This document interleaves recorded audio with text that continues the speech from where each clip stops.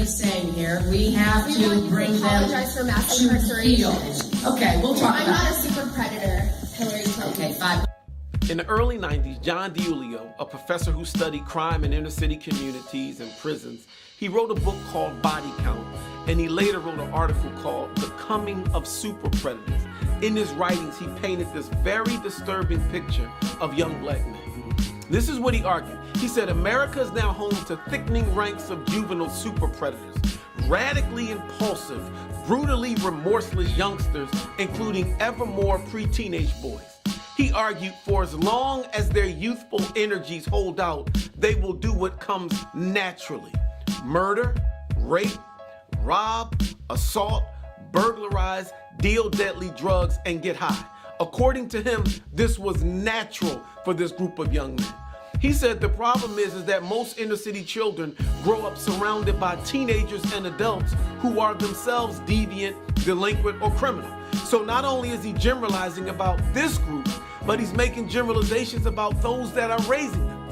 His words were so powerful, he painted this national image that all young men who grew up in the 80s and 90s in inner city communities, which I'm a part of, that they arguably presented the greatest threat to the American culture.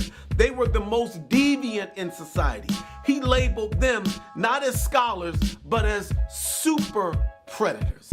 A super predator is a young juvenile criminal who is so impulsive, so remorseless, that he can kill, rape, maim without giving it a second thought. Now, his influence was so strong that he was invited to the White House in the 90s to speak on his findings. The president and the first lady at the time were strongly influenced by his ideas, and they began to even echo his sentiments. More. They are often the kinds of kids that are called super predators. No conscience, no empathy. We can talk about why they ended up that way, but... So now, this became nationally sanctioned. His writings gave a prognosis that if something wasn't done, society would be much worse. He predicted that in 10 years from the time of his writings in the late 90s, so this would be like the early 2000s, he said crime rates would double and triple in these communities. This was like the coming apocalypse. He said it's just that simple. More boys beget more bad boys. He said, so if this is not addressed, America would be at a very dangerous position. Crime would be at an all-time high.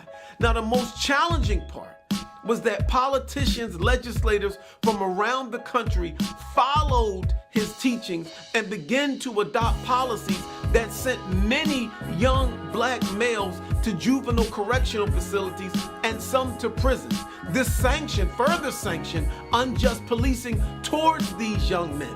So now they were super predators. They had an academic foundation to justify this label, and now politicians had policies in place that sent many of them away.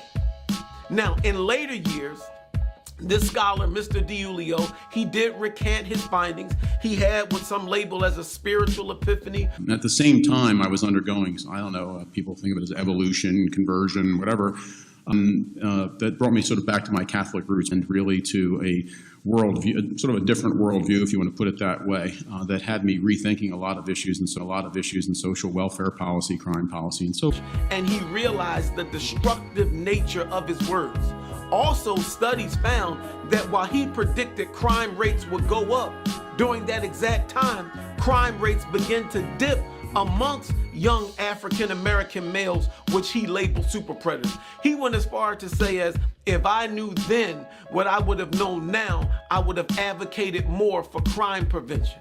But unfortunately, while we do forgive him, unfortunately, the damage was already done. This group was now super predators in the eyes of America. So here we are 20 years later, and I have a couple things that I think we need to look at. Number one, I just wonder, do leaders really understand the power of their words? Do they understand that when you say things sitting in a position of leadership, the repercussions that has? If I'm a black kid that's not in a gang and but I look like a gang member to this white officer, then it's a war on me.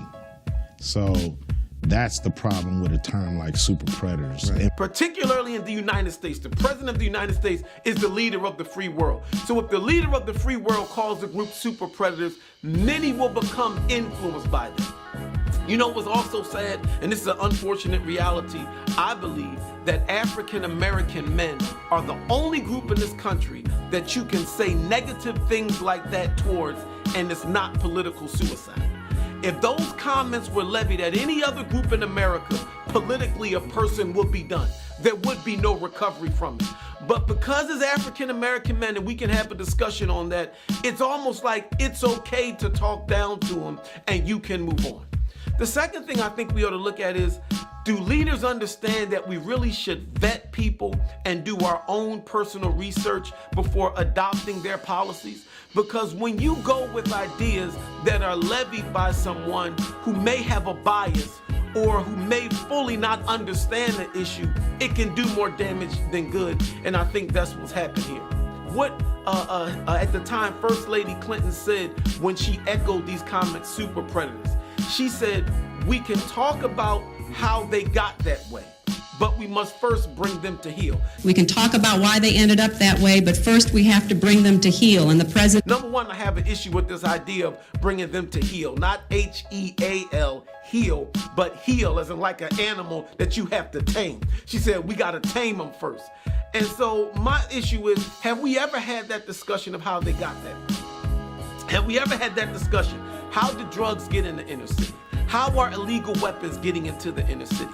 Why are poverty rates so high within African American communities? Why are schools failing in inner city communities? Why is there so much blight in inner city communities? Let's provide the context to the crime that does take place. Let's use our influence to deal with those questions. Because I think when you deal with those questions, we'll discover that the label super predator is completely not a fair label to give to those young men. Yes, crime exists, but no, we should not give destructive labels towards an entire group of people, particularly when those labels are coming from those in leadership positions. So here we are 20 years later, and I think we really need to ask ourselves, how much damage was done from labeling young black men super predators, and are we in a position to fix what we helped to initiate?